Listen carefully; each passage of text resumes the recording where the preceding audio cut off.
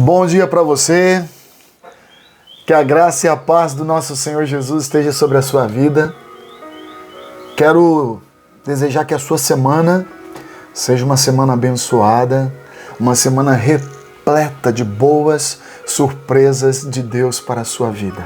A palavra do Senhor diz que as misericórdias do Senhor se renovam a cada manhã, porque grande é a sua fidelidade. Está lá em Lamentações capítulo 3. Então Jeremias tenta passar essa ideia para nós, de que as nossas esperanças elas devem ser renovadas, porque nós temos que trazer a nossa memória. Quão grande é esse Deus, o quanto Ele já fez. Pensa agora, quantos livramentos Ele deu para a sua vida. E Ele vai com certeza continuar abençoando você. Ele te ama. Jesus morreu por mim, morreu por você, morreu por nós. E Ele sabe que plano Ele tem para você, que plano Ele tem para sua casa, que plano Ele tem para sua história. Mas você precisa acreditar. Eu quero compartilhar com você uma palavra para começar essa semana. Eu não sei como foi de ontem para trás, a semana que se passou. Ontem foi domingo, primeiro dia da semana. Segunda-feira, de uma forma mais funcional, começa tudo na nossa vida, é trabalho, é estudo, é família. Final de semana a gente está um pouquinho mais resguardado, descansando, cuidando um pouquinho da casa, cuidando um pouquinho da gente. Mas uma coisa que nós temos que entender, queridos, a Bíblia vai dizer que o guarda de Israel não descansa, que o guarda de Israel não dorme, não pisca. A Bíblia vai dizer que não dorme aquele que te guarda, não descansa aquele que te guarda. Então eu quero dizer para você que nessa semana o Senhor vai continuar cuidando de você, vai continuar abençoando a sua casa, a sua causa. Mas qual é o nosso papel? O seu papel, o meu papel, é colocar as coisas nas mãos do Senhor. Como que nós fazemos isso? Orando, clamando, suplicando, buscando na palavra o conhecimento necessário das ações que devem conduzir-nos a Deus, das ações que devem conduzir-nos às ações que vão trazer positividade para a nossa vida. E as ações que nós precisamos nos desvencilhar delas. Ações que prejudicam nossa vida, prejudicam nossa história. Essas ações podem vir através das palavras, através dos relacionamentos, através da nossa vida profissional. Então nós temos que entender que é através da palavra, queridos, que nós conseguimos encontrar as respostas do dia a dia, as respostas para que a nossa mente possa ser frutífera, as nossas palavras possam ser frutíferas e as nossas ações possam ser frutíferas. Ou seja, produzir para a nossa vida. Então Deus, Ele nos fez com esse potencial de encontrar na sua palavra as respostas para o dia a dia da nossa história. Amém? Eu quero trazer uma palavra para você nessa manhã que pode trazer um rumo para a sua vida diferente. Talvez você comece todos os dias do mesmo jeito, eu não sei. A gente muitas vezes cai naquele erro de automatizar tudo, A gente anda no automático, sem pensar muito, sem meditar muito, sem compreender muito daquilo que precisa ser compreendido para que a vida possa ter o seu sabor realçado. Muitas pessoas cansam, desistem, fogem, se afastam, abandonam o seu posto, porque não conseguem dar um sabor a mais. O sabor a mais vem quando Deus começa a dirigir a nossa vida. Quando Deus começa a incrementar os nossos pensamentos através da sua palavra. Para que a gente possa entender que a vida pode ser muito melhor. Que a vida pode ser muito mais agradável para cada um de nós. Nós fazemos dela amarga. Nós fazemos dela indesejável. E nós nos tornamos indiferentes a coisas tão importantes. Indiferentes à família, indiferentes aos processos, indiferentes às oportunidades e às possibilidades. Não faça isso. Eu quero ler um texto para vocês, vou pegar meu óculos aqui, que agora a visão está um pouquinho, né? Mas eu quero ler um texto para vocês que conta um pouquinho disso. Como que nós fazemos para tornar a nossa vida melhor? Tudo está aqui, ó. E vem do nosso compromisso com Deus, e vem do nosso compromisso com a palavra, e vem do nosso compromisso com a oração, e vem do nosso compromisso com o propósito que Deus tem para a nossa vida. Amém? Diz assim, ó, Atos capítulo 16, eu vou ler do verso 23 em diante, que vai dizer assim, aliás, 25. Por volta da meia-noite, Paulo e Silas estavam orando, cantando hinos a Deus, e os outros presos os ouviam. De repente, houve um terremoto tão violento que os alicerces da prisão foram abalados e imediatamente todas as portas se abriram e as correntes de todos se soltaram. O carcereiro acordou e, vendo abertas as portas da prisão, desembainhou a sua espada para se matar, porque pensava que os presos tinham fugido. Mas Paulo gritou: não faça isso. Estamos todos aqui. E o carcereiro pediu luz, entrou correndo e, trêmulo, prostrou-se diante de Paulo e Silas. Então levantou-os e levou-os para fora e perguntou: senhores, o que devo fazer para ser salvo? E eles responderam: crê no Senhor Jesus, será salvo tu e todos da tua casa. E pregaram a palavra de Deus, e ele e a todos os da sua casa. Naquela mesma hora da noite, o carcereiro lavou as feridas deles. Em seguida, ele e todos os seus foram batizados. Então levou-os para a sua casa, serviu-lhes uma refeição, e com todos os de sua casa, alegrou-se muito por haver crido em Deus. Quando amanheceu, os magistrados e os soldados ao carcereiro disseram e deram a seguinte ordem: soltem esses homens. Glória a Deus. Queridos, esse texto é um texto tremendo, porque ele fala de um momento difícil da história do apóstolo Paulo e de Silas, porque eles estavam pregando numa cidade e de repente surgiu uma mulher, que era uma serva, uma escrava, e ela tinha ali um espírito que ajudava ela a adivinhar as coisas. E eles usavam aquela mulher com aquele espírito para poder adivinhar. Era uma espécie de cartomante ali naquele lugar. E eles ganhavam muito dinheiro. Mas aquela mulher, quando ela se deparou com Paulo e Silas, ela começou a persegui-los e dizer: esses homens são servos do Deus vivo. Esses homens são servos do Deus vivo. Esses homens são servos do Deus vivo.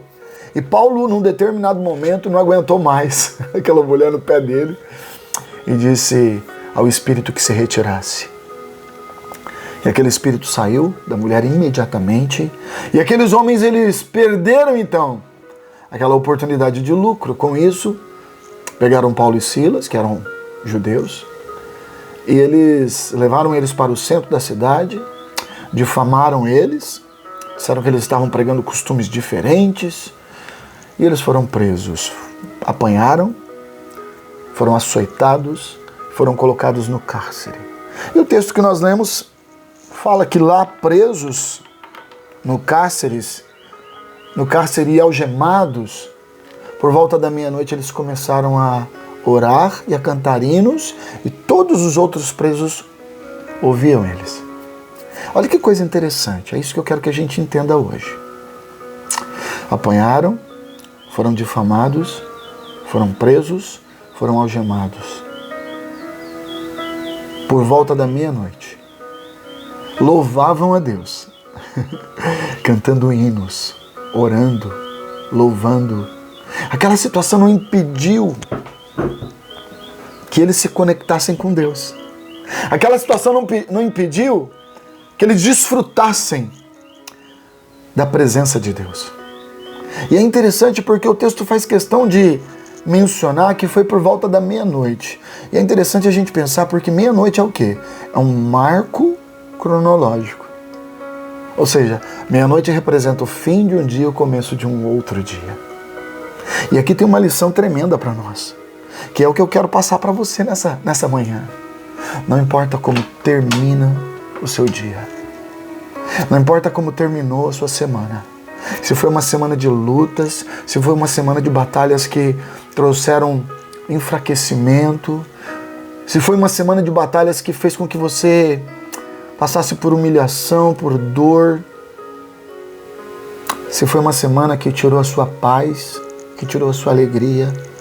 Primeira lição que a gente tem que entender: não permita que nada destrua, obstrua, impeça sua comunhão com Deus.